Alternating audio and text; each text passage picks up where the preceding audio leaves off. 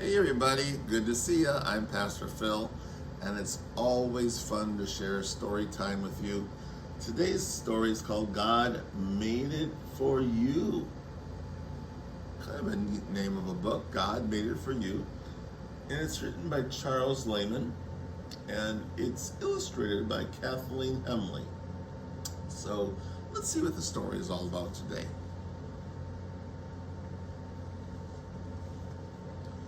In the beginning, it was dark.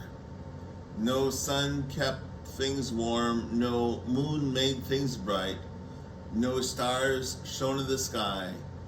There were no light bulbs, no candles, no campfires. There was no blinking, no twinkling, no flashing. There was only God. And God said, "Let there be light." And there was light. It was bright everywhere. All the darkness was gone. God wanted there to be a time for darkness and a time for light. So he separated the light from the darkness. And the light he called the day, and the darkness he called the night. It got dark in the evening, and it got bright in the morning. And God saw the light, and he liked it, and he knew it was good. On the first day, God made light, and God made it for you.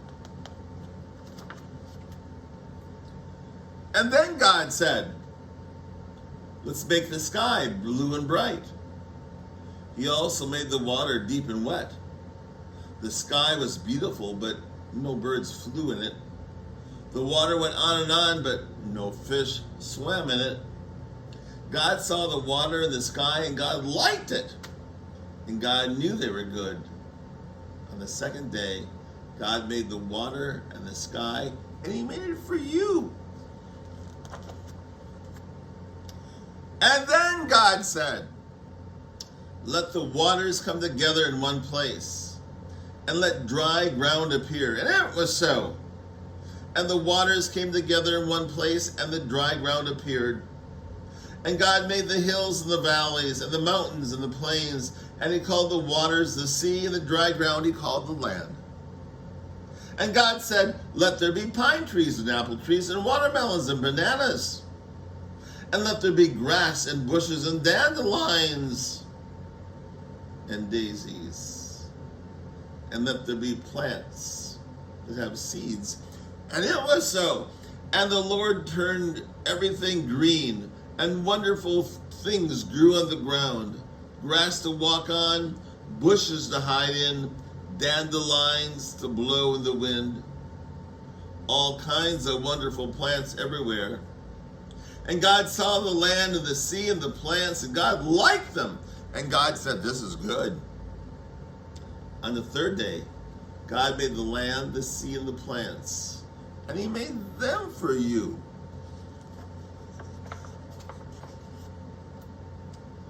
And then God said, "Let there be lights in the sky, big ones and little ones, bright ones and dim ones.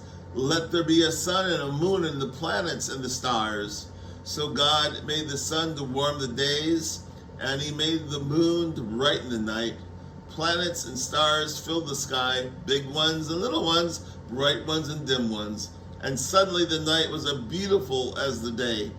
And God saw all the lights in the sky, and God liked them, and he knew it was good. On the fourth day, God made the sun and the moon and the stars. And God made them just for you.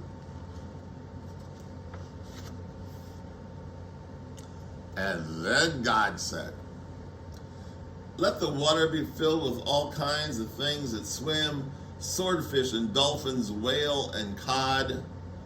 And it was so. And God made the swordfish and the dolphins and the whale and the cod. And they swam and they played, and the ocean was filled with all kinds of fish. And then God said, "Let the sky be filled with all kinds of birds, eagles and hawks and sparrows and doves." And it was so. And God made eagles and hawks and swallows and doves, and they chirped songs of joy to God, and music was born.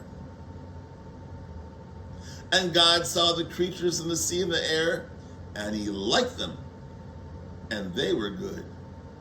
On the fifth day, God made the fish and the birds, and he made them for you.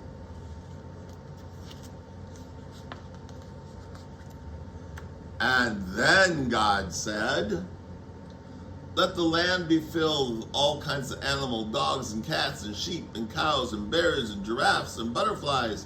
So God created all kinds of animals to live in the land. Dogs and cats and sheep and cows and bears and giraffes and butterflies. And they ran and they jumped and they played and they ate. And God looked at all that he made and God liked it and knew it was good. On the sixth day, God made the animals, and God made them for you. God saw the wonderful world he made. God looked at the flying birds, the barking dogs, the swimming whales, the rolling hills, and everything, but something was missing. So, God said, let us make man in our image, and let us make him take care of the fish of the sea, and the birds of the air, and everything that moves on the ground. And God took dirt from the ground and shaped it into a man. Then he put the man in a garden called Eden, and he breathed life into his nose, the breath of life, and God called the man Adam. Well, Adam looked at the wonderful world that God had made, and was very excited about all the wonderful animals. There were big ones and little ones. There was red ones and blue ones and yellow ones and green ones. But even when Adam gave names to all the animals, he couldn't find one to be his friend.